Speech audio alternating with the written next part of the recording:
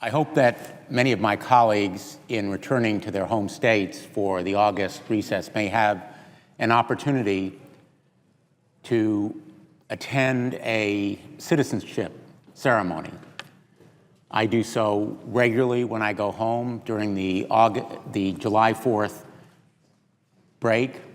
I had the wonderful opportunity to attend several.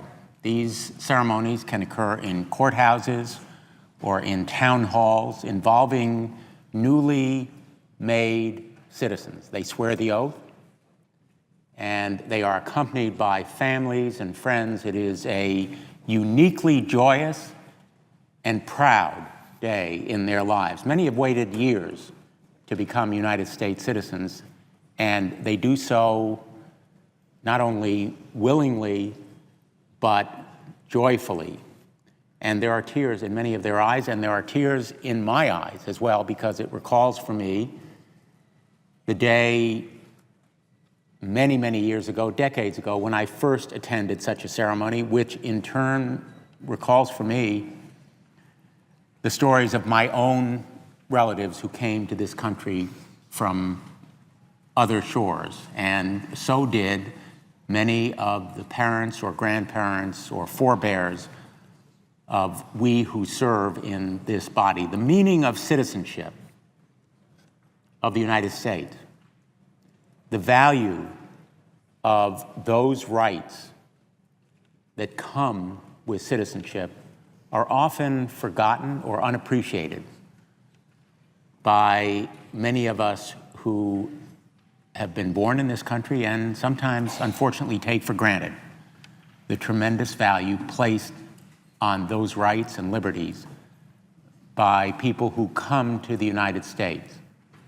Today, I want to talk about people who come to the United States, or more precisely, are brought to the United States as young people, as infants, or children, many under 4 or 5 years old, and this country becomes the only one they have known.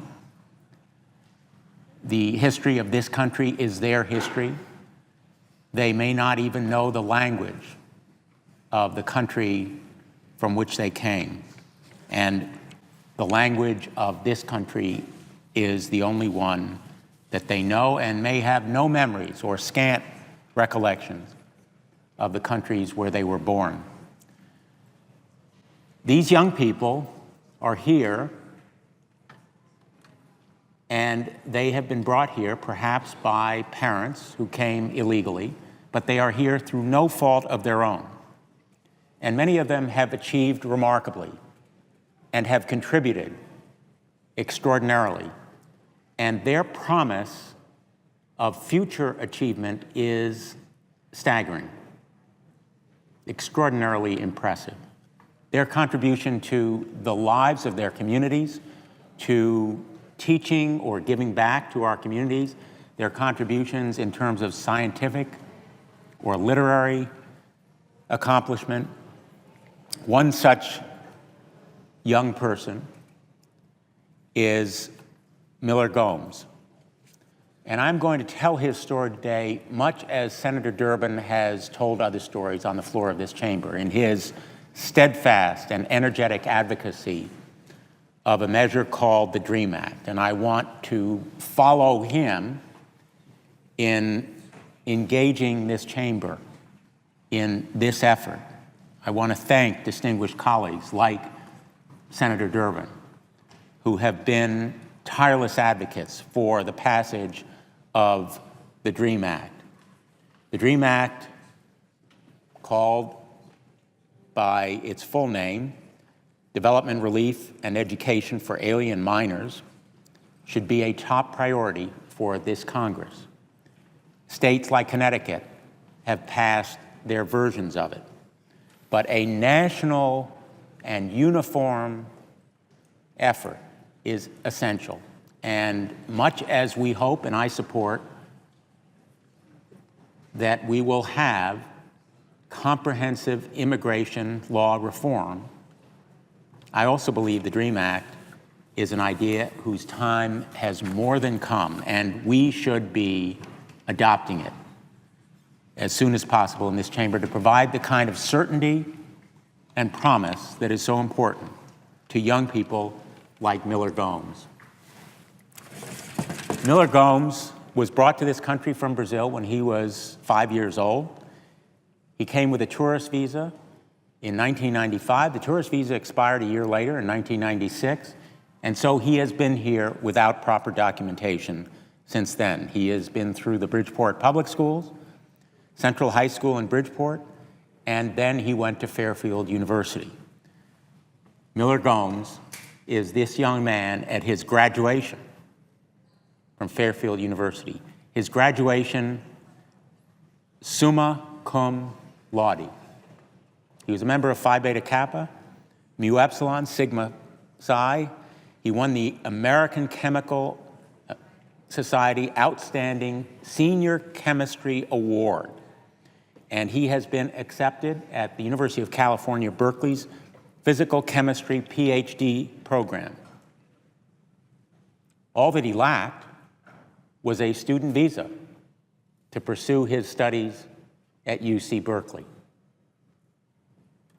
He lacks a student visa, and if he returns to Brazil to seek one, he will be denied it because he has been undocumented in this country. If there were ever a catch-22, Miller Gomes is its poster child under our current immigration law.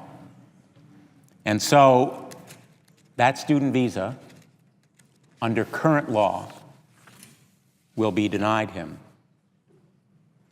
Fortunately, the Obama administration on June 15th, 2012, made a very strong statement of support for young men and women like Miller Gomes and issued a regulation or a directive that will permit him to remain in this country. That directive is lacking in a number of respects compared to the DREAM Act. It will be temporary only for a couple of years. It is not a path to citizenship as the DREAM Act would provide. It does not make him eligible for the kind of financial aid that he would need. And most important, it requires him to go through the stress and uncertainty of applying again for deferred action. It is only a deferral of deportation.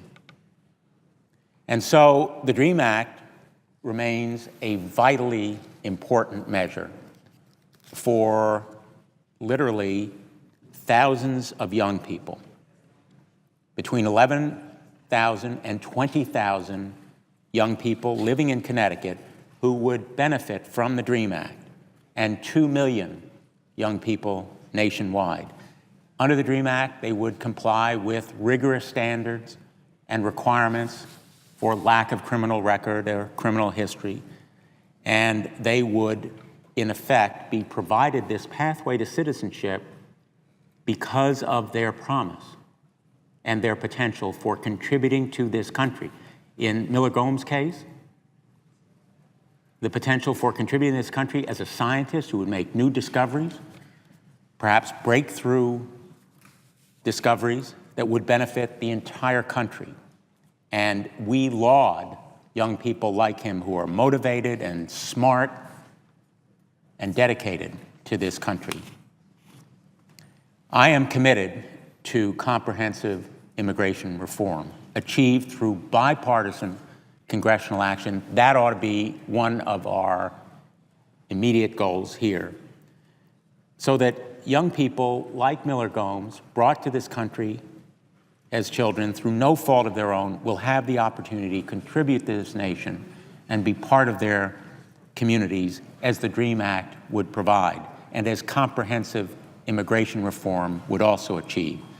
But in the meantime, let us pass the DREAM Act so that these dreamers, like Miller Gomes, will have the basic guarantees and certainty that they can remain in this country and that the promise of the greatest nation in the history of the world will be theirs, truly and irrevocably. theirs regardless of religion or race or gender or any of the arbitrary labels that we say consistently and constantly should have no place in our judgments about human beings.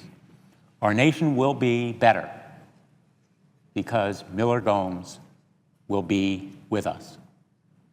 And our nation would be better still if the millions like him have the security and certainty of a path toward citizenship,